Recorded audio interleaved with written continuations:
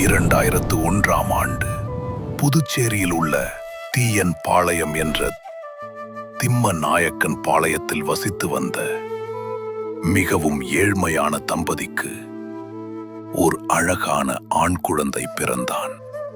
மிகுந்த வறுமையிலும் அவனுடைய பெற்றோர்கள் அவனை ஓர் தனியார் பள்ளியில் சேர்த்து 10ஆம் வகுப்பு வரை படிக்க வைத்தார்கள்.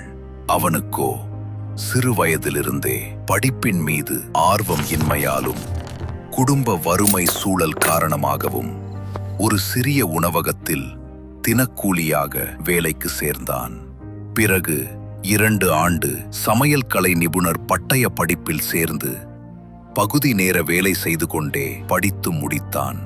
ஓவியத்துறையிலும் கணினி தொழில்நுட்பம் மற்றும் AI நுண்ணறிவு துறையில் தனக்கு உள்ள ஆர்வத்தினால் புதுச்சேரி பாரதியார் பல்கலைக்கூடத்தில் ஓவியக்கலை பட்டய படிப்பில் சேர்ந்து தன்னுடைய பெற்றோரின் உதவியால் கடன் பெற்று ஒரு கணினியையும் வாங்கி அயராது பயிற்சி செய்து வந்தான்.